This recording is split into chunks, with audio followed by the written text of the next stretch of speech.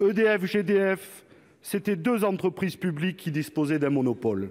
EDF, GDF, c'était deux entreprises intégrées, de la production à la distribution, qui garantissaient l'accès à l'énergie partout sur le territoire à un tarif réglementé.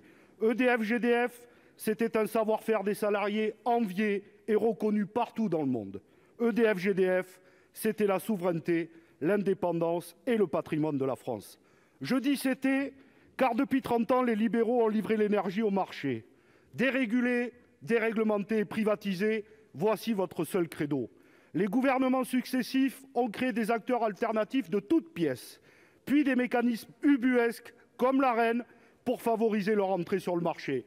Résultat de la libéralisation, explosion du prix pour les usagers devenus des clients et dégradation des conditions de travail pour les salariés devenue une variable d'ajustement.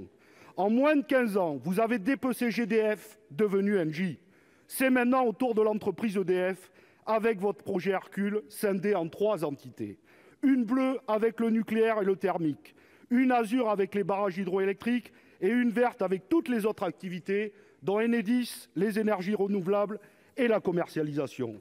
Les 2 premières demandant le plus d'investissements resteront publiques. La verte, générant des profits, sera privatisée. EDF sera ainsi privé de sa capacité à innover et réussir la transition énergétique et écologique du XXIe siècle. Plutôt que d'écouter la Commission européenne qui vous demande de tout brader au profit des intérêts financiers, entendez les usagers et les salariés mobilisés qui exigent un véritable service public pour défendre l'intérêt général. Madame la ministre, une question simple. Plutôt que d'organiser le blackout du service public, êtes-vous prête à renoncer à votre funeste projet ou alors à donner la parole au peuple français par référendum pour l'avenir de leur bien commun qu'est EDF ? Pour vous répondre, la parole est à la ministre de la Transition écologique. Vous avez la parole, madame la ministre. Merci, Monsieur le Président, Mesdames et Messieurs les sénateurs. Monsieur le sénateur Gay, le Premier ministre a pris hier, devant les députés, des engagements très clairs que je veux également réitérer devant vous.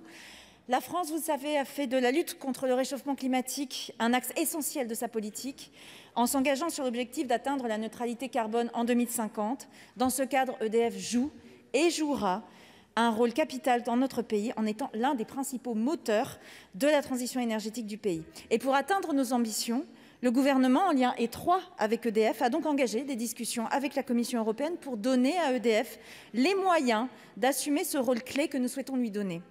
Il s'agit tout d'abord de mettre un terme au contentieux avec la Commission européenne qui dure depuis plus de 15 ans sur les concessions hydroélectriques, en permettant qu'EDF en conserve la gestion sans mise en concurrence. Il s'agit également de garantir le financement du parc nucléaire existant en réformant la manière dont la production d'EDF est mise à disposition des fournisseurs d'électricité et, in fine, vendue à l'ensemble des consommateurs. Il s'agit de donner les moyens à notre pays de développer massivement les énergies renouvelables. Il s'agit en outre de préserver les consommateurs français contre les hausses de prix des marchés de l'électricité. Et il s'agit enfin, monsieur le sénateur, de conserver un groupe intégré dans lequel le statut des agents ne sera pas remis en cause. Vous le comprenez, monsieur le sénateur, nous ne souhaitons pas démanteler EDF, mais au contraire lui donner les moyens d'être un grand acteur au niveau européen et mondial de la transition énergétique.